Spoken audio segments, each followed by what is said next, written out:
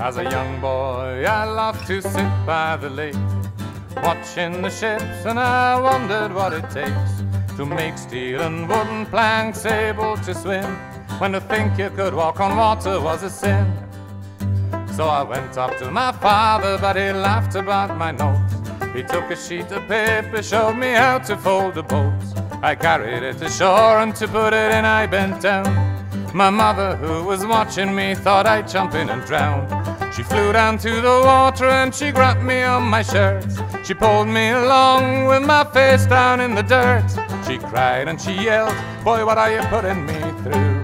The water is made for the fish, but it's not made for you."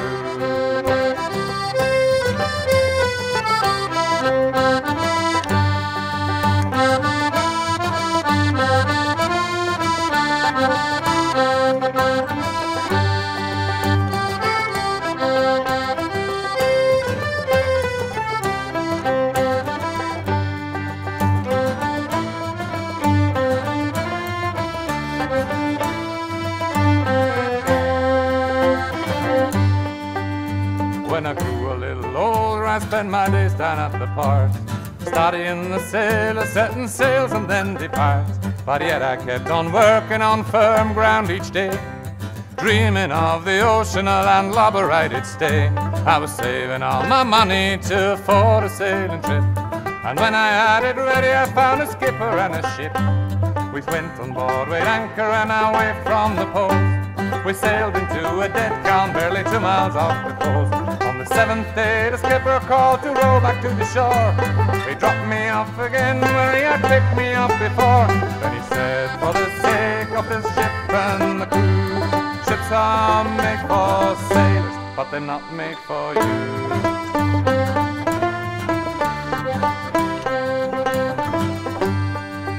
I was standing at the ocean, feeling as lonely as could be. The tide came rolling in and there was no one else but me. Then all across the waves I heard a chant so soft and sweet. I thought my heart would melt away, my eyes did start to weep. To the tears I saw the banks, and to my surprise, the mermaids, they were sitting there right before my eyes. Most beautiful and splendorous, 3 gems out of the seas.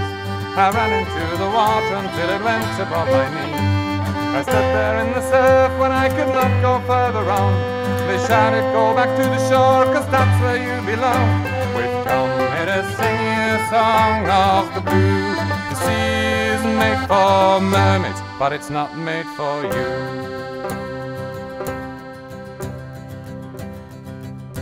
I've kept away from waters ever since that very day, resisting all the powers that drive me forth into the spray. It feels like every nerve was attached onto a wave, and this yearning will be over only when I'm in my grave. But until I lay down there, and I hope that's not too soon, I live my life related to the tide just like the moon. So when the full moon rises, I'll be at the harbour bar, with the sailors and the fishermen and whiskey in the jar. I'm listening to the stories of places far across the sea, following their yarn as if they had been there with me.